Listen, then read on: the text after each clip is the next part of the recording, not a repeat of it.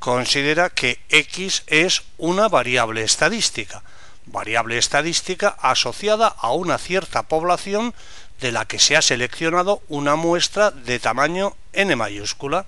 En ese caso, del valor que toma la variable estadística en cada individuo de la muestra, decimos que es un dato. Más allá de esto, lo primero es dejar dicho que el recorrido, la varianza y la desviación típica correspondientes a una muestra se llaman medidas de dispersión de la muestra. Recuerda que las medidas de posición de una muestra son la media aritmética, la mediana y la moda. Vamos ya con el recorrido correspondiente a una muestra. Fíjate, no puede ser más fácil. El recorrido es la diferencia entre los datos mayor y menor. Se denota como indicamos. Lo ilustramos con un par de ejemplos. Considera esta muestra con datos no agrupados en intervalos. Evidentemente, el mayor dato observado, es 3. El menor dato observado, evidentemente, es 0. En consecuencia, el recorrido correspondiente a esta muestra es la diferencia entre 3 y 0, que es 3. Veamos otro ejemplo. Ahora con los datos en intervalos de clase. Si los datos están agrupados en intervalos de clase, consideramos que el mayor dato es el extremo superior del último intervalo de clase. Consideramos también que el menor dato es el extremo inferior del primer intervalo de clase. En consecuencia, el recorrido correspondiente a esta muestra es la diferencia entre 4 y 1, que es 3.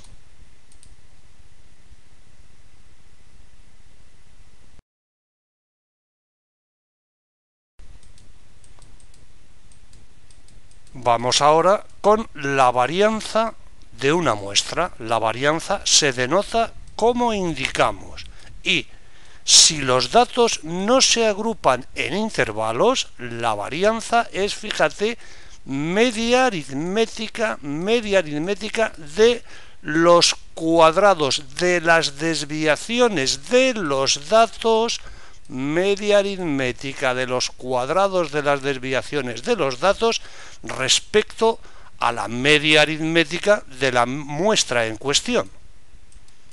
Así las cosas, si la muestra con datos no agrupados en intervalos es esta, a los efectos de determinar la varianza, lo primero es determinar la media aritmética, que es cociente entre la suma de todos los datos y el número de datos. Una vez determinada la media aritmética, podemos ya determinar la varianza S cuadrado.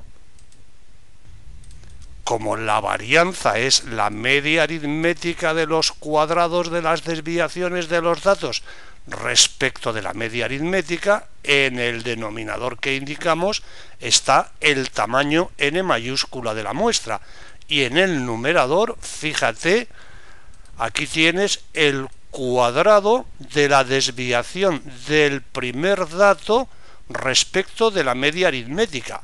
X sub 1 menos media aritmética es la desviación del primer dato respecto de la media aritmética. Su cuadrado lo multiplicamos por n sub 1 y así sucesivamente. Aquí tienes el cuadrado de la desviación del último dato, respecto de la media aritmética X con sombrerito. Este número lo multiplicamos por la frecuencia absoluta del dato X sub k. Este cociente es la media aritmética de los cuadrados de las desviaciones de los datos respecto de la media aritmética. Obsérvese que el numerador es un número mayor o igual que 0, sea cual sea la muestra. El denominador es mayor que 0. Por tanto, la varianza correspondiente a la muestra, como el numerador es mayor o igual que 0 y el denominador es positivo, el cociente es mayor o igual que 0. No hay ninguna muestra cuya varianza sea negativa. Por lo demás, dogma de fe, debes creerte que este número coincide con este otro.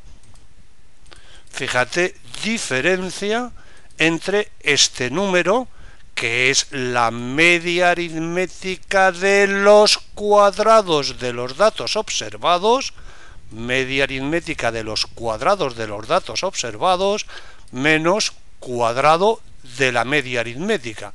E insistimos, la varianza siempre es mayor o igual que 0.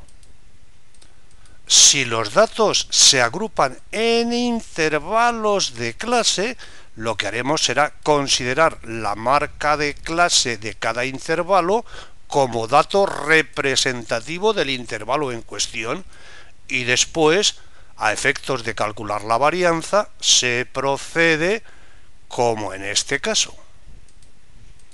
Vamos ya con la desviación típica. La desviación típica correspondiente a la muestra es la raíz cuadrada con signo positivo, raíz cuadrada de la varianza. Debes saber que la desviación típica se expresa en las mismas unidades que la variable estadística x.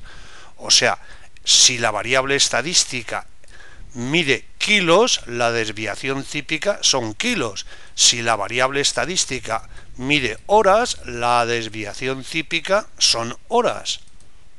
Si la variable estadística mide kilómetros por segundo, la desviación típica son kilómetros por segundo. En cualquier caso, la desviación típica se denota S minúscula.